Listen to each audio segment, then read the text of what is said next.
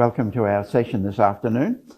We've been reflecting on Teresa of Avila's way of perfection, and we began in chapters 1 to 15 when we looked at the context in which she talks about prayer and those three virtues that she mentions of detachment, humility and love for each other. Then in the second section, running from 16 to 26, she talks there about prayer in general. So we reflected on her teaching on prayer. And today we're going to speak about chapters 27 to 42, which is the final section, which is her commentary on the Lord's Prayer. You might mention that last week we did something on watering the garden, which was from her autobiography.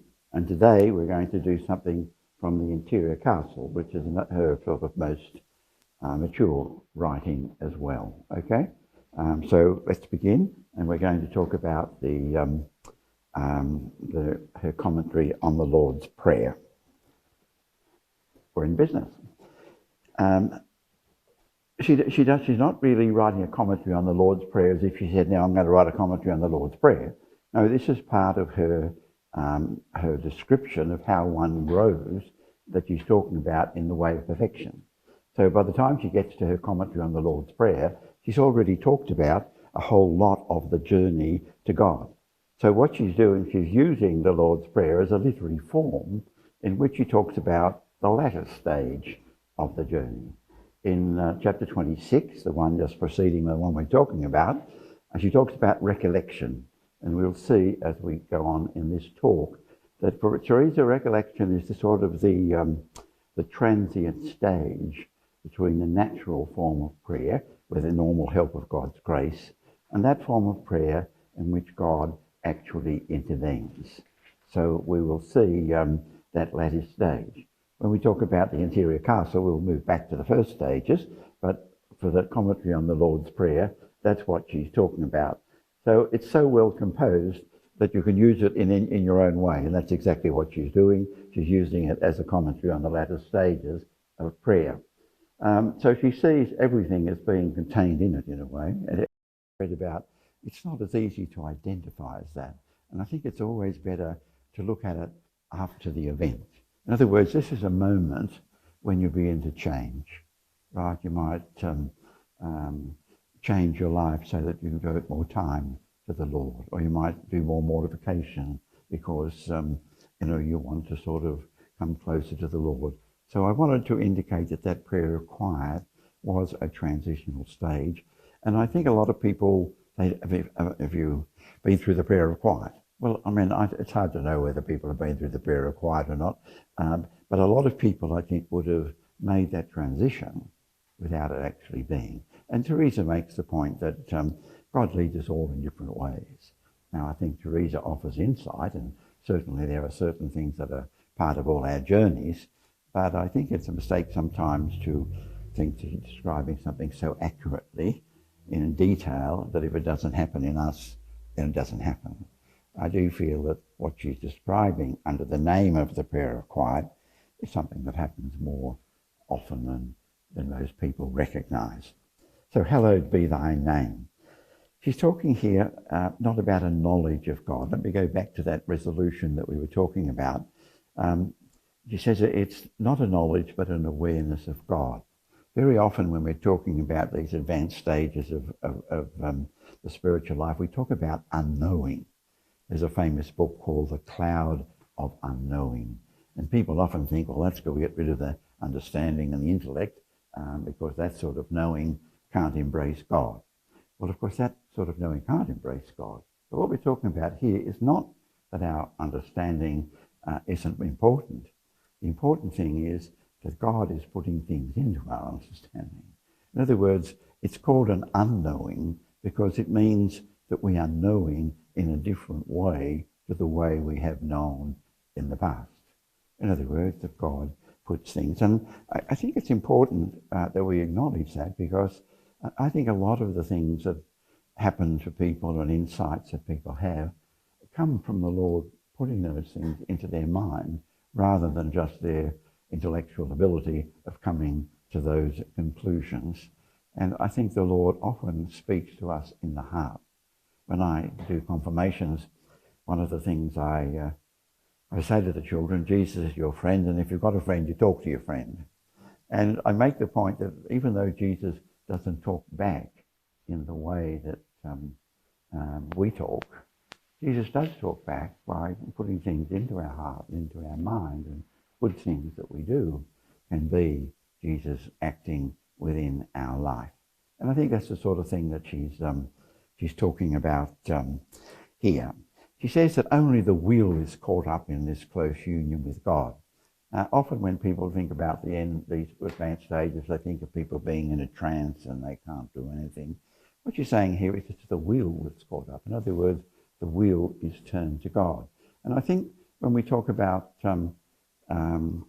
recollection, I think recollection is not so much a thinking about Jesus now. It's more an aware of Jesus' presence.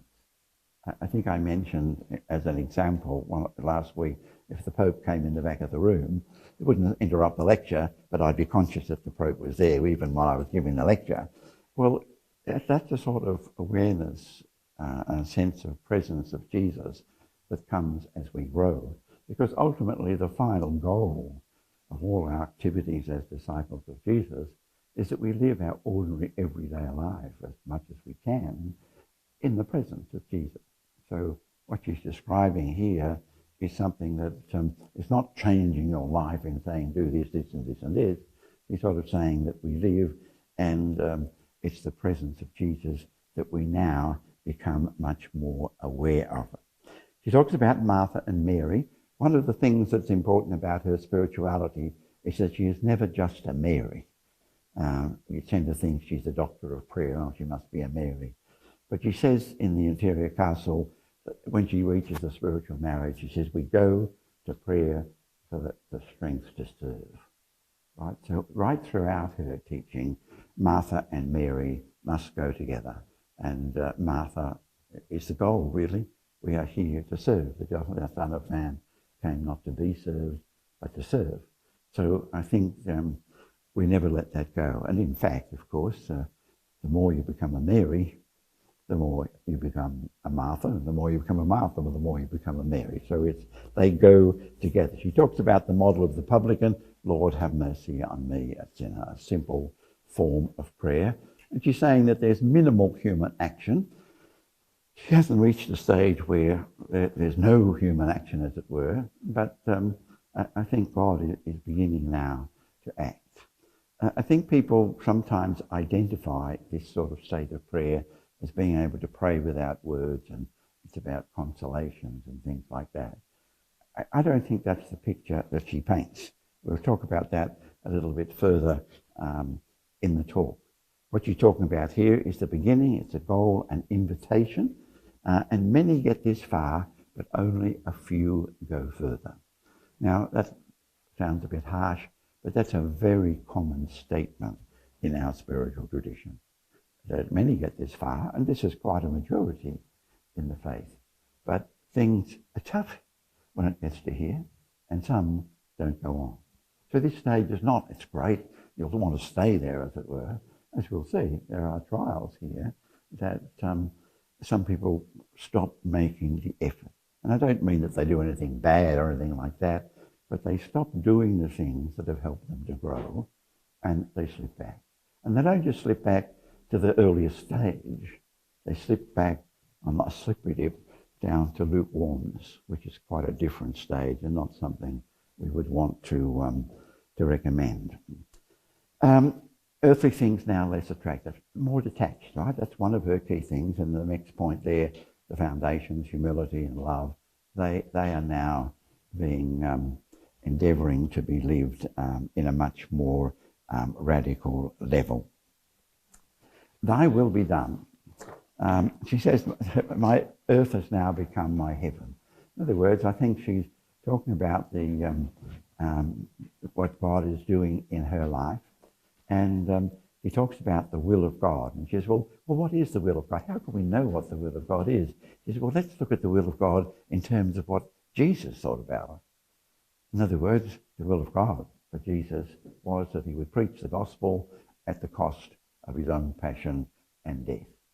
And she makes the point that really this period now is a time of trial. It's not a time of consolation. And that's a strong falsehood that, the more mature you come, then the easier it becomes. No, it's quite a challenge. And she says there that God gave to his best beloved, and from that you can understand what his will is. And it doesn't mean that we're likely to be persecuted unto death and things like that, but she's referring more to the challenges that are there within our own heart. In other words, that thing that Paul talks about, the flesh and the spirit, right? That conflict there, that really is a conflict that requires great courage to be able to do that, and it's that where our growth is actually taking place. She notes the point there that God gives things to us in proportion to what we can handle. He doesn't actually say it, but it occurs in a lot of spiritual literature. God only tests us according to tests that we can actually endure. So she's making the point, and the courage we need. And she says that love is the measure of our ability to bear crosses. I think you can imitate that in your own life. The people you love sometimes are the people that are the most crosses for you. I mean that in a good sense, that because you have love, you're willing to pay the cost, if I can put it here. God is the one that's active. That's the point she's making. We're moving to a stage where we've been from that stage where we've been very active to a stage where God is becoming more involved. And what do we do about it? Well, it's not as if we're jumping and say, well, I'll do my bit. No, my bit at this stage is to be more humble and simple and to be open to what God is doing in our life. She says, give us this day our daily bread. And as I say there, the bread is the grace to actually bear what the will of God demands. You'll notice in each of these petitions, they're developing on one from another. They're not individual items. She's talking about growth as it's taking place. And she talks about the presence of the Lord as being the bread, which is not uncommon. We know from the Gospel of John that Jesus is often seen as the bread of life. And she makes that even more evident when she talks about the Eucharist as well. So she's actually seeing, give us this bread, as our daily bread, as being, give us the presence of Jesus, and especially in the Eucharist. And she makes a few points there that seem a bit difficult at stage. She begins to talk about the Lord's suffering. I've got that spelt wrongly there, but it's the Lord suffering daily, meaning that the Lord's Eucharist, which is the presence of his self-giving to the Father and his passion, as being here with us. And there's an inclination to want to suffer as well. Jesus remains to help, encourage and sustain us to do the will of God. And the will of God is basically to live the life that we've been called to, run to win, live it as well as you can. But of course we're doing that now much more in relationship to Jesus. She mentions Ignatius of Antioch. You may not know Ignatius of Antioch. He died in 110. But he was the bishop of Antioch, and he was sent to Rome to die in the arena of the Colosseum. And he wrote letters, and one of his famous letters to Rome was saying, don't interfere, don't get in the way. I'm going to show that I'm a real Christian. And he makes the point that his body will be ground like wheat with the teeth of the wild beast. That's not an exact quote, but it's clear that he's presenting his death in terms of the Eucharist.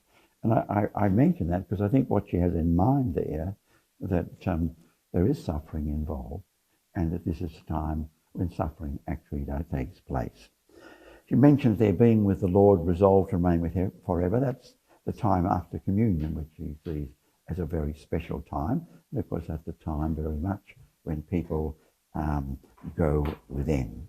Remember, there are few souls who stay with him and follow him in his trials. Right? I think everybody's happy to be in the good parts of Jesus' life. But the thing about our faith is that our Saviour is a suffering Saviour. And that really affects the way we live our life. Forgive us our trespasses, she says.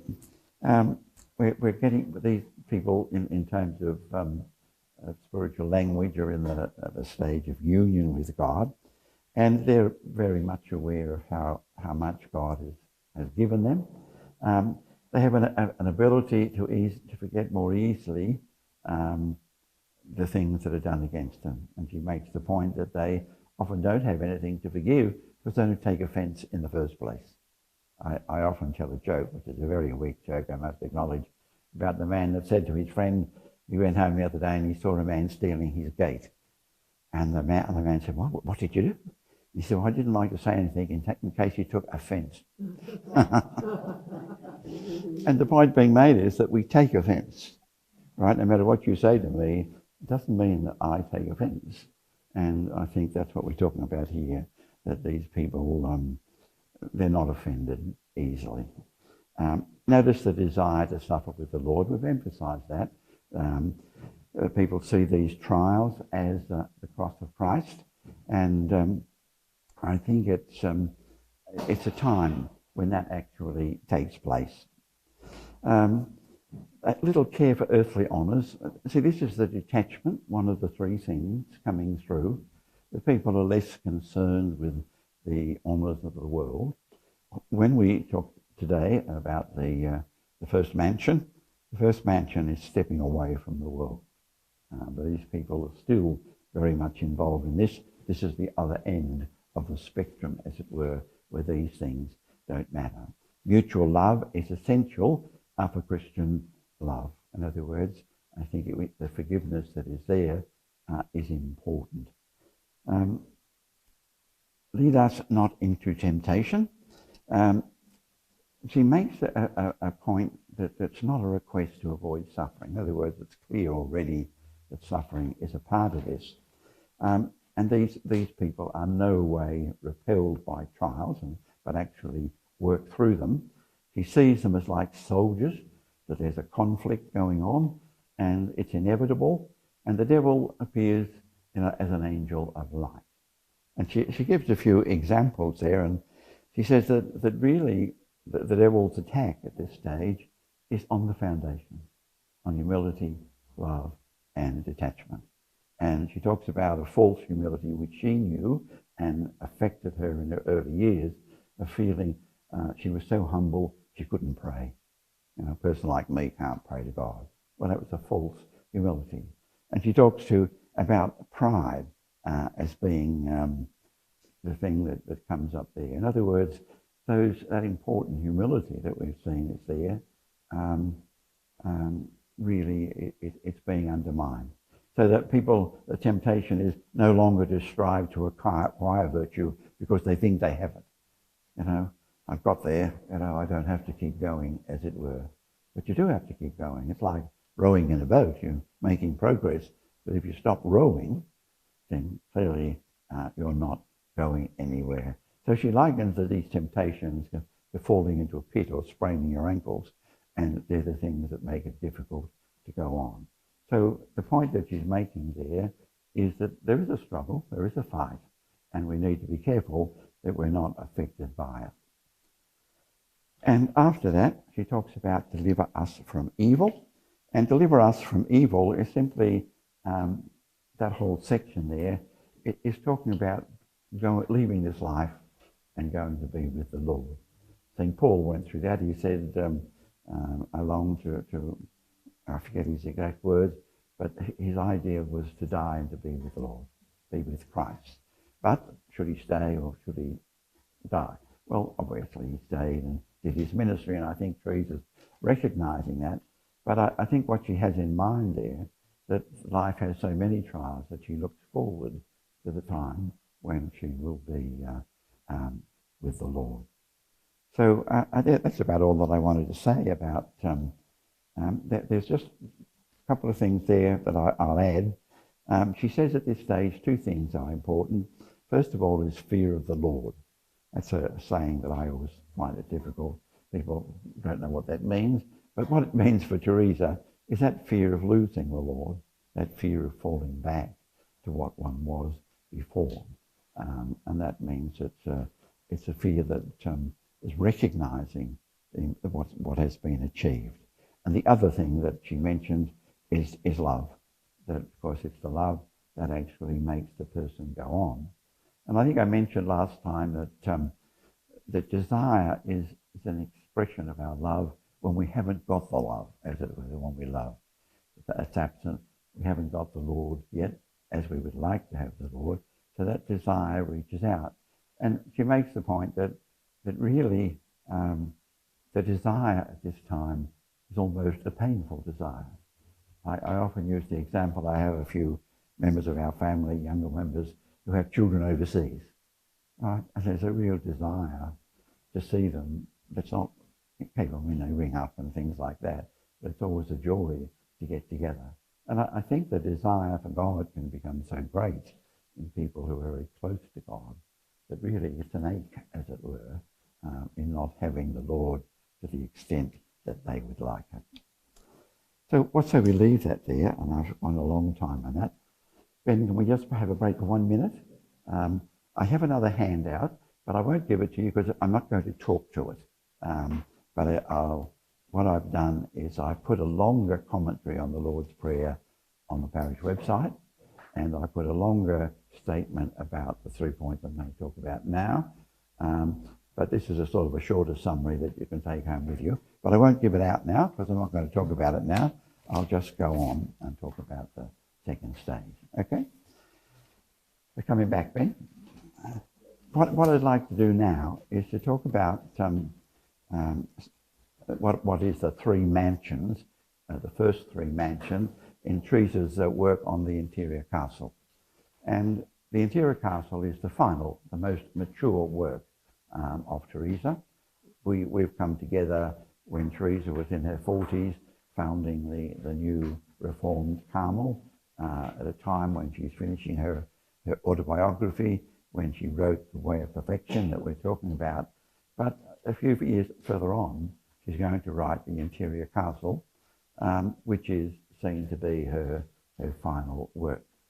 Now, the interior castle is the image of the soul as a diamond, as a castle of a diamond, with various rooms. Obviously, I think she's modelling on that statement of St. Paul, in my Father's house there are many mansions, right? So that's what she's working with. And the journey of the soul within the castle is journeying to the centre of the castle where the Lord actually is. The first mansion is really the mansion of self-knowledge and humility. She talks about it. No, humility keeps coming up, doesn't it? And what she's saying there is that people have been living their ordinary everyday life, but there comes a time when they want to go within. In other words, they want to move from the external to the internal, that we are raised and know about the church. Oh, we're not using that, so I'll just turn that off. How about that? I can't turn it off more than that. That's okay. I was talking about the external and the internal, the material things, and turning within to the spiritual side of our nature. And the difficulty at this time for the person is the tension between external involvement and recollection. And I think we all find, and religious and clergy, and I'm sure lady too, that we can get over-involved in the things that we do and don't really have time to reflect, as it were. Sometimes people say, I wish I had an extra 2 hours a day just to reflect. If they had the 2 hours a day, they'd do more things. In other words, it's an inability, really, that we don't have it to reflect. There's a tension there that we really have to work with. She talks about this as a mansion of devotion. Devotion's a word that doesn't have a special meaning or a lot of meaning today. But in spiritual literature, devotion means being more generous and living our life more radically than we have before. St. Francis de Sales wrote a famous book, Introduction to the Devout Life. So it's not just a book about Christianity. No, it's a book about living life a little more deeply. And so she talks about it's devotion that's important here. And what's happening is the person is beginning to become more aware of the spiritual dimension and wanting to become more involved in it. Humility is important. I mentioned that it's the mansion of self-knowledge. It's about knowing yourself.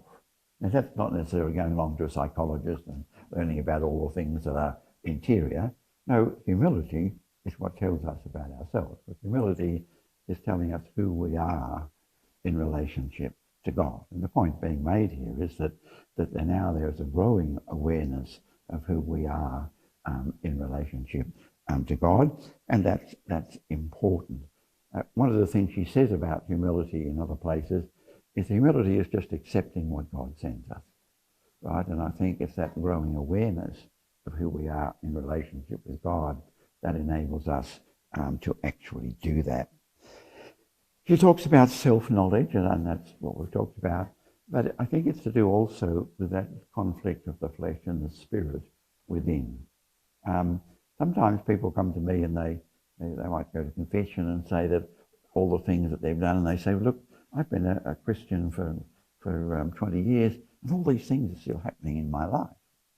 And I like to point to the verse and say it's not that they've fallen back, but that this is a sign of growth. In other words, they've come to realize things in their life that were not part of being a follower of Jesus, and therefore they can begin to work with them.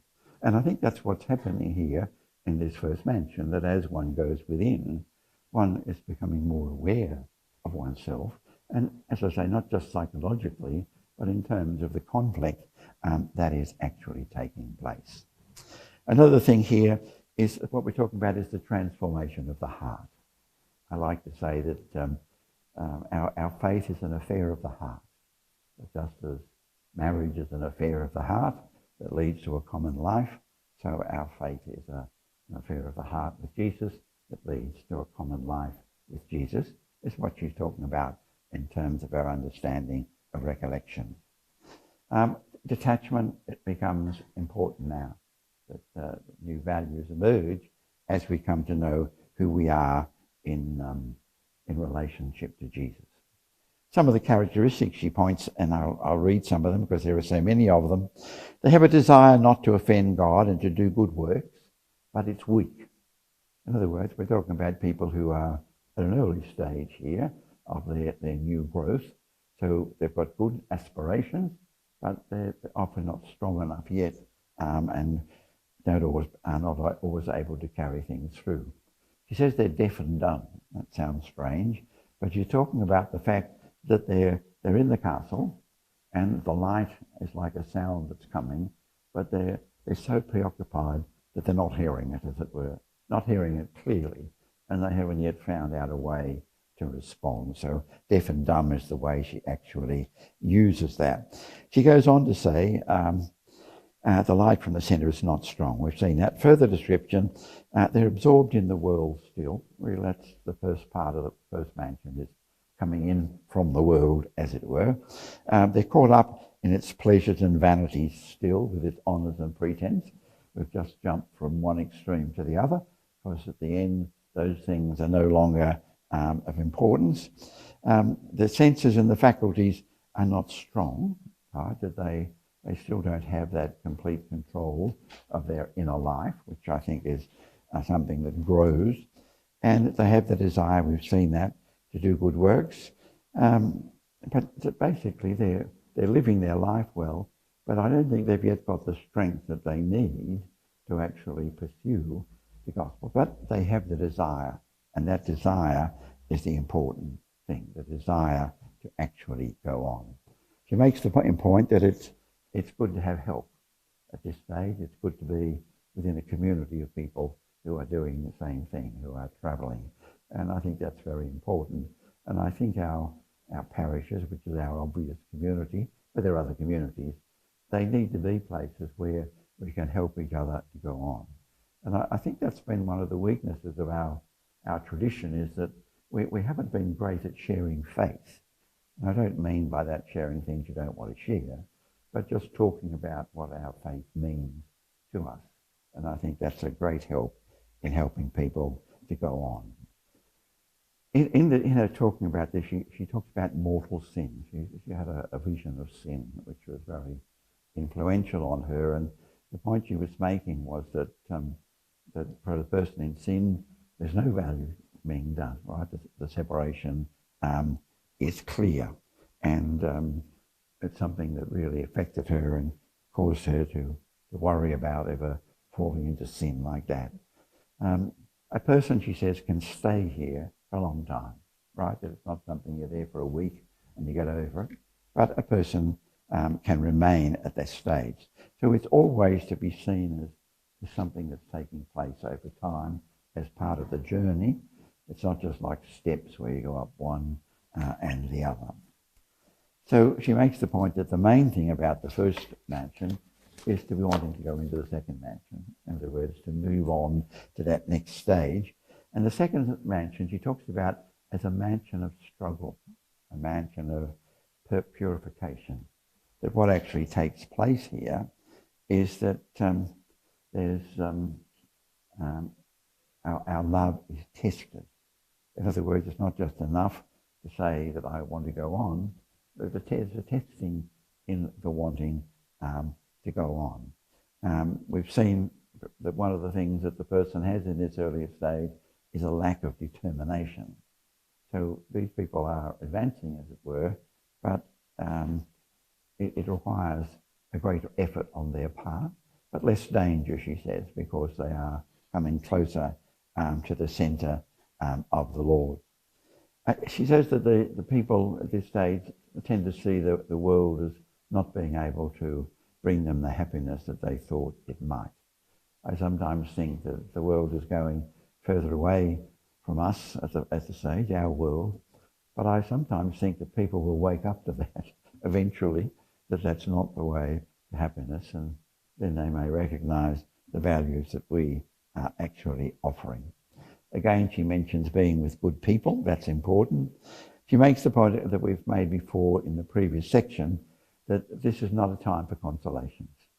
That the real message that I think comes through with her is one that she says elsewhere: embrace the cross.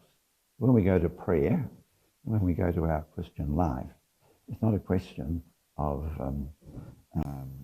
wanting to have consolations. It's a question of giving rather than receiving. And we can always give when we go, even though we don't always feel that we receive. I'm sure we do receive, but we don't feel it, as it were. So giving is the thing that is important here. That this is not a time of consolations. And I think it's, I do feel there's a general feeling that as you grow in the spiritual life, it gets better and there are more consolations. Well, there's a sense in which it does get better and there are consolations, but there are trials and there's conflict, and that is the important thing. Conformity to the will of God is the foundation of going on, is the comment that she makes, that we need to conform to the will of God. And as I say, the will of God is to live the vocation to which we have been called as well as we can. She says that these people can still fall back, and she sees a relapse as being the worst thing that can happen, almost as bad as sin. Not that it is sin, but in fact to fall back, as I said, it's not just to fall back to an earlier stage, it's to fall back into a state of lukewarmness in which the Christian life is very much limited. So the message in this stage is don't fall back, don't give up, that we need to keep going. She makes the point, some good things about them, that their prayer is good, but it can be self-centered at times. They can be easily led to spiritual things, but often don't have the determination to carry them through. It's a state of intermittent piety. It can have bursts of piety rather than a consistent piety. They're established in goodness, she makes that point. Their thoughts are still more natural, though they do have some religious thoughts. So we're talking about people who are growing. When I say growing, I mean growing in their interior life. That the interior council talks about the second part of the life where we go within. It's presuming there has been an external life, And that external life is still taking place, but it's taking place more interiorly. I sometimes use the example of Mass on Sunday. All the people are there, but we don't know why the people are there. Now, obviously, some people are there because they're there to meet Jesus in the sacrament, but other people can be there because the family's there, or because somebody they know has invited them along. So motivation as to why we do things, I think, is important.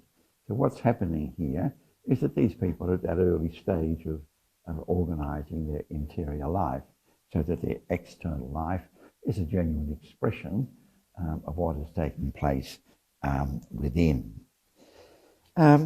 Again, she talks about great detachment. All the way on the journey, those fundamental virtues are being made deeper.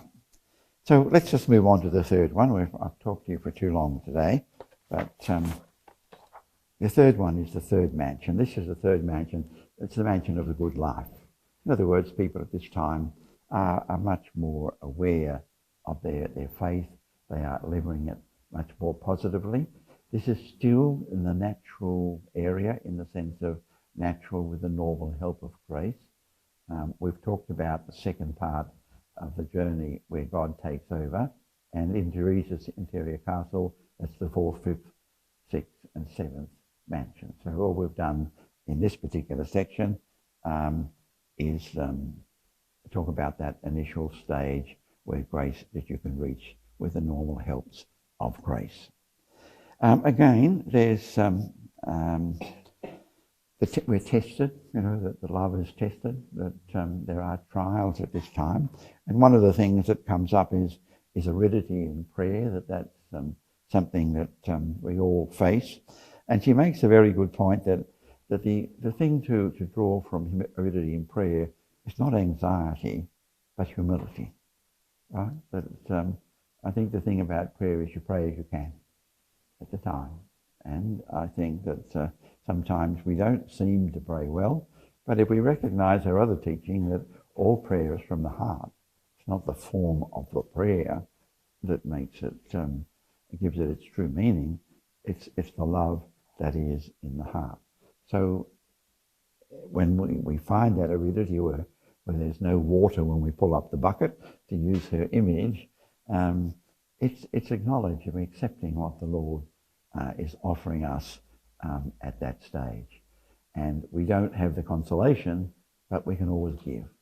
By the very fact that we're there, the very fact that we're pulling up the bucket, that's an expression of the love that is in our hearts. One of the things she's strong on here, and it's something that I like to emphasise a lot, that this group is now making a big effort to avoid venial sin. We've divided sin into mortal and venial over the years, and that's been a good educational thing, that mortal is threatening our salvation. Venial is often defined as not threatening our salvation. But really, while mortal threatens our salvation, venial sin threatens our intimacy with the Lord. In other words, I think we've sort of preached a way, well, avoid mortal sin. Well, obviously that's a good thing. But I don't think we got to the next stage saying avoid venial sin, because the venial sin, which is not living up to the virtues, that's preventing us from coming to a deeper intimacy with the Lord. And in talking about it here, I think she's recognising the fact that as we move on, it's important that intimacy of the Lord is something that is significant. I mentioned earlier on in the early part of the talk, when we talked about the prayer of quiet, that after that experience, people often do mortification and things like that. Well, mortification is really just working so that the virtues will be there in our life. You might remember the image I've used in the past of the arch, right? That the arch, the corners, the keystone at the top keeps the arch up. That's prayer. But the sides of the arch keep the keystone up. And that's the transformation of life, rooting out the vices and practicing the virtues. But mortification, self-denial is one of the key things of that. So I think that reference there to avoiding venial sin, which sounds rather odd. We don't talk about it much these days. But what we're talking about there is a deeper intimacy with the Lord. And it's those little things that prevent the deeper intimacy. And in terms of love, there are no little things, right? That anything that stands in the way of our love needs to be looked at. I talk about I've said it's not a time of consolation, it's a struggle between consolations and fortitude in dryness, in aridity, right? That's the sort of tension that can take place here. But if we know those things are happening, we know that they help us to grow. That if you have a serious disease and the doctors say, well, do this, well, you do it, and it may not be pleasant. Sometimes they say the cure is worse than the end result, as it were. But we do it knowing that in the future something will happen. And I think what we're talking about here is that that in working with what's happening now, in that struggle that we're having, it is going to have a future effect, that is that deeper union with the Lord that she's going to talk about in the rest of the mansions. Now that's really been a very brief summary of those three things. But what we've done over the period of time is to try and focus mainly on the earlier stages of her life and her prayer, but looking on to how that prayer can mature, particularly as we've looked at it in the last stages of the way of perfection. Okay? So that's all that I wanted to say. Would anybody like to make any comment or ask any questions? You're welcome to do that.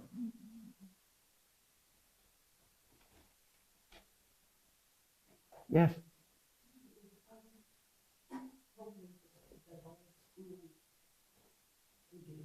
Yes. I'm still working on.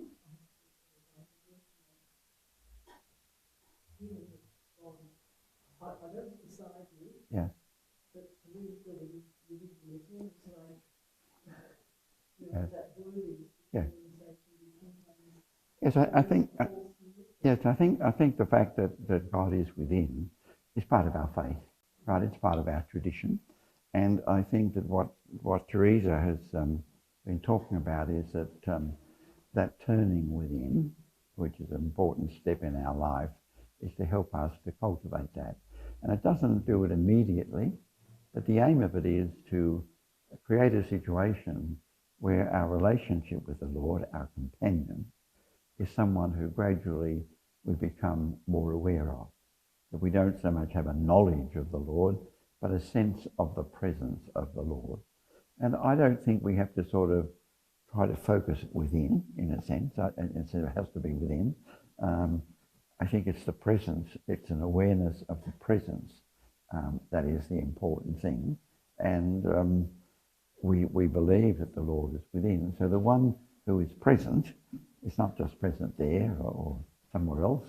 It doesn't matter where the person is, but it's that we know that by going within, it's the way of coming to a presence of the Lord, right? So don't feel that there's a special experience of that. I don't think we need to say that, but it's a growing awareness of the presence. And as Teresa said, it's the nearness of the Lord because the Lord is within. Any other thoughts? Yes, Lydia? In the Lord's Prayer, when you say Our Father, would it be followed by the person's experience, say they didn't have a father, a human father? Yes.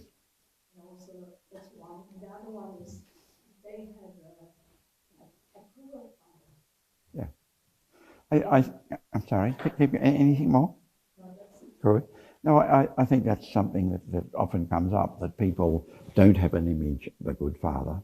And I think it's always important that while we use it as a general image, basically it's the Father of Jesus Christ. In other words, that how do we know there's a Father and a Spirit? Well, we only know because Jesus said he came from the Father and that he will send the Spirit. So it's good to recommend, I think, that it's the Father of Jesus that we're talking about. Now, often in homilies, and I did that myself a bit earlier, or Teresa did it, of pointing to the fact that the Father is one who cares for you and things like that. And I think it breaks down when people haven't had a father that did those sorts of things. So I think we're always on safer ground in recommending that the Father we're talking about is the Father of our Lord Jesus Christ, and that we need to look at how that Father works. And really that's what our faith is about, that we are to be compassionate as our Heavenly Father is compassionate. That so often in the New Testament, how do Christians go? Well, it's the Father that is the model. God is love. As the Father loved me, I have loved you. Love one another as I have loved you. The love flows from the Father. God is light. I am the light of the world. You are to walk in the light. You are the light of the world. So if we look at how the Father of Jesus works, it's in that sense that he is our Father as well. And it happens that because we have that, we have some experiences that people might have with a good father. But you're right in pointing to the fact that not everyone had a good father. And I think in that case, we need to be attentive and perhaps emphasize the importance that it's Jesus' Father that we're talking about. Okay. Well, now that finishes our session, so thank you very much for coming along. That's all right, I meant to bring along I meant to bring along some more of my little cards that talk about our Lectio. I think I gave them out last week, didn't I? No, you don't. I didn't. Oh, I'm terrible. Father David told me that I'll get them put on the newsletter. Pardon? Oh yes, they're in front of the church if you want them. What it is, it's a little card, and it says on the front, Praying the Scripture with Bishop David Walker, but on the back is a QR code. And if you photograph that with your phone and then press the button that comes up, you'll find me and Father John Frauenfelder and Virginia Ryan talking about the Gospel of the following Sunday. So that's available on every following Sunday that's coming up. But I'm terribly forgetful, I should have brought it along. But Father David said he'll put it in the newsletter and that will reach you. But they are at the back of the church. Good, that's right. Yeah, they're back. Yeah, they are at the back of the church. And it's important not only that you've got them, I hope you get a chance to look at them. Okay, yes. Will those notes be on? No, not those particular. Well, the one on the way of affection is, but the other one, there's a fuller set of notes on the website, and this is another set of notes about the same thing. Those notes there are not actually notes that I could hand out. They're messages to me, as it were. Thank you. You pass those along, Lydia. Thank you. Do you mind passing those along?